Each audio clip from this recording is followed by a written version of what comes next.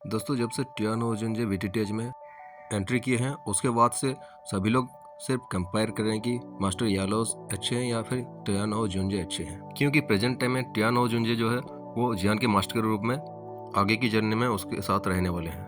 और वीटीटीएच वालों ने ऐसे दिखाया कि टियानो ओजुंजे बहुत ही ज़्यादा पावरफुल है, क्योंकि वीटीटीएच नोवेल में टियानो ओजुंजे और जियान दोनों मिलकर बहुत सारे बवाल मचाने वाले हैं अभी आगे। भले ही टियानो ओजुंजे एक सोल फॉर्म है, लेकिन वो बहुत ज़्यादा पावरफुल कैसे हैं? देखो, हमें सबको पता है कि जो मास्टर यालाओ थे वो अपना पीक टाइम पे एक 9 स्टार दोजुन थे। और रही बात टियानो ओजुंजे के बारे में, तो वो अपने पीक टाइम पे एक 5 स्टार दोजुन रह चुके हैं। अगर हम इन दोनों का स्ट्रेंथ के ऊपर कंपेयर करें तो मास्टर से टियानो ओजुंजे की कंपेयर ही नहीं है।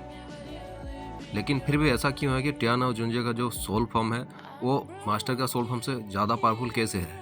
देखो, ऐसा नहीं है कि मास्टर का सोल फॉर्म कमज़ोर है, लेकिन आपको पता ही होगा कि मास्टर एक अल्केमिस्ट है और उसके साथ साथ एक फाइटिंग स्टार भी है। और इसी की वजह से उनका जो सोल पावर है वो दो तरह से डिवाइड होता रहता है, और वो अपने सोल पावर का पूरी तरह से कभी भी इस्तेमाल नहीं करते, क्योंकि उनको हमेशा जियान के साथ रहना पड़ता है। मतलब उनको जियान का ख्याल हमेशा रखना पड़ता है, क्योंकि वो जियान का फुल टाइम मास्टर बन चुके थे और उनको एक छोटी चीज़ में भी जियान को मदद करना पड़ता था।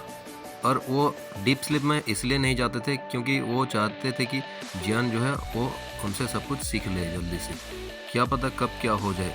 इसलिए वो जियान को ये बताते भी नहीं थे कि मेरा सोल पावर अभी कमज़ोर हो रहा है, तुम इसको नरिश करने के लिए कुछ करो। पर जियान को तभी पता चलता है उसके मास्टर की कमजोरी के बारे में जब वो एंग्री बुद्धा लोटस को बनाने के लिए उनका बोन चिलिंग फ्लेम को बोरो करता है। और जब एंग्री बुद्धा लोटस बन जाता है उस टाइम जियान को प्रोटेक्ट करने के लिए उसके मास्टर ने पूरी तरह से उसको सील कर दिया था। तभी जियान को पता चलता है कि मास्टर मेरे वजह से कितना ज़्यादा परेशानी की सामना करते हैं, और वो जियान को किसी भी चीज़ का कमी नहीं होने देते थे। इसी चीज़ की वजह से उनका जो सोल पावर है थोड़ा सा कमज़ोर हमें लग रहा था, लेकिन वो कमज़ोर नहीं थे। अगर वो चाहते तो अपना सोल पावर का यूज करके एक ही फाइट में बहुत ज़्यादा पावरफुल होकर अपना सोल पावर को एडजस्ट कर सकते थे, लेकिन उसके बाद उनको एक डीप स्लीप में जाना पड़ता।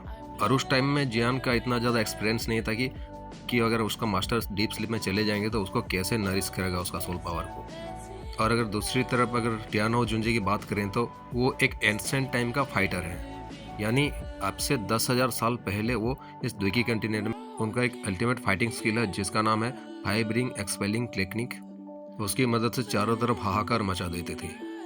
और इसके बावजूद वो एक दोजुन के एक्सपर्ट होने की वजह से उनके पास अल्केमी का भी कुछ नॉलेज था, लेकिन वो अल्केमिस्ट नहीं थे। लेकिन वो बेसिक चीज़ें जानते थे कि कैसे एक अल्केमी कुछ चीज़ें करता है, यानी कोई मेडिसिन कैसे पिल को रिफाइन करता है, और वो जो सोल पावर को नरिशमेंट करते हैं वो कैसे होता है, ये सब जानते थे। जब वो जियान को पहली बार मैग्मा वर्ल्ड में मिले थे तब एक ही नज़र में वो पहचान गए थे कि जियान एक अल्केमिस्ट है। तभी उनका होप जो थोड़ा सा बढ़ गया था कि अभी मैं और भी जिंदा रह सकता हूँ।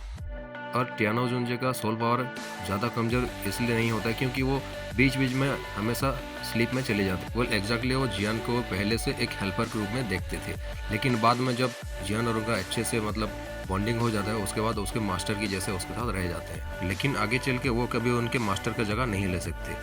और इन्हीं चीज़ों की वजह से टियानो ओजुंजे का जो सोल पावर है बहुत ही जल्दी रिकवर हो जाता था, यानी थोड़ी देर में सोते ही उनका जो सोल पावर है बहुत जल्दी रिकवर हो जाता था। और वो जब सोते तो वो जियान के बारे में कुछ ज़्यादा नहीं सोचा करते थे, सिर्फ वही जगह पे जियान के सामने आते थे जहाँ पे थोड़ा सा उनको गड़बड़ दिखाई दे रहा था या फिर उन्हें लगता था कि जियान ये चीज़ों को संभाल नहीं पाएगा अभी।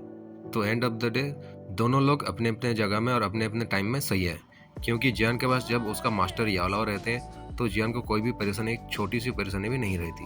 और वहीं दूसरी तरफ जब टियानो ओजुंजे जियान के साथ रहने लगते हैं उनको भी धीरे धीरे समझ आते हैं कि जियान का जो टैलेंट है बहुत ज़्यादा है और वो आगे जाके बहुत ज़्यादा फ्यूचर में बहुत सारी चीज़ों को अचीव करेगा। इसलिए वो मन ही मन में सोचते हैं कि अभी तो मेरा टाइम का कोई भी बंदा जिंदा नहीं है अभी, तो चलो जियान के साथ ही रह लेते हैं, क्योंकि उसके मास्टर को भी वो देखना चाहते थे कि वो कैसा मास्टर है जिनके जो जियान है बहुत ज़्यादा चिंता करता है। और इन फ्यूचर जब याओलाओ को रेस्क्यू करने के लिए जियान जाएगा उसी टाइम पे भी ये जो टियानो ओजुंजे है वो जियान के साथ ही रहेंगे।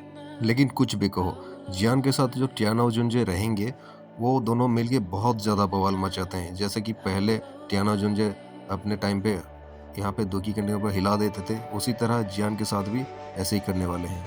लिटरली बात करें तो बहुत ज़्यादा मज़ा आने वाला है टियानो ओजुंजे और जियान का जोड़ी के साथ। टियान और जुंजे अपने स्ट्रेंथ का परवाह ना करते हुए किसी भी बंदे से भिड़ने के लिए तैयार हो जाते रहेंगे और ऐसे ही जियान भी किसी ना किसी से पंगे लेता रहेगा। आगे की स्टोरी में बहुत ज़्यादा मज़ा आने वाला है। तो मिलते हैं और एक वीडियो में, तब तक आप चैनल को सब्सक्राइब कीजिए जिन लोगों ने नहीं किया, और BTTH 2 का स्टोरी लाइन में आगे बढ़ने के लिए मुझसे जुड़े रहें, क्योंकि इस चैनल में मैं एक्सप्लेन करूँगा BTTH 2 का स्टोरी लाइन।